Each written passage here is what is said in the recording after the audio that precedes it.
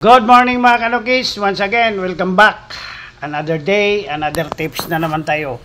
Juju Shimo TV, oh yeah! Yan mga kanukis, haters man yan or hindi, maganda yung tanong niya. Boss, kumusta yung ginamot sa Kuraysa na broodhin? Walang update ah. Buhay pa ba? Ha ha ha ha. May pa-emoji pa, kaya nasabi kong baka haters to. O mahiya naman tayo pag di natin ginawa ng video to. Totoo naman. Buhay pa ba? Or patay na? So, para legit tayo, oh yeah, gagawa natin ng before and after video yan sa ating pagbabalik.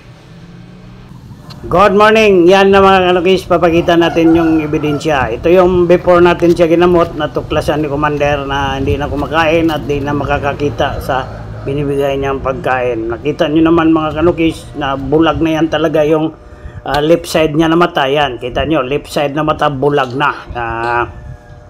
Pero tinamaan ng Kuraysa kaya di na nakakakain, medyo pumayat na. Yan yung kaliwa. So yan yung before natin ginamot ha. So ipapakita naman natin mamaya mga kanukis yung after. Oh yeah!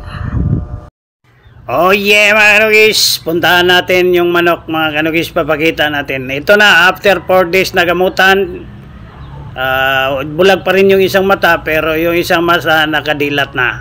Yan, nakadilat na mga kanukis, so ibig sabihin buhay, alive and kicking. Oh yeah!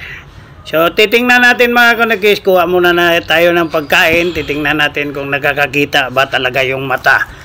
Kailangan talaga dito is to see is to believe. Para maganda talaga. Yan. Tingnan natin, no. Iikot natin dito sa kabila, sinusundan niya. So, ibig sabihin, nakakakita na siya. So, yung gamot na tinurok at pinainom natin mga kanukis, sufficiente. So, ayan. Lipat na natin sa kabila yan. Tingnan talaga natin kung makakakita talaga. Ayan. Nakakakita na mga kanukis. So ayan mga kanukis, kita nyo yung ebidensya before and after. Yan yung after, nakakakita, malakas na kumain. So tapusin nyo yung video, abangan nyo mamaya. Isasabihin ko kung paano natin ginamot yan. Oh yeah!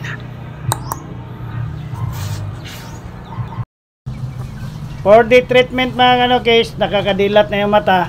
At saka sa kabila, bulag talaga yan. So ano ba yung ginamot natin dito? So, yung ginamot natin dyan, 0.3 turok, Bactarid, once a day for 4 days na ngayon.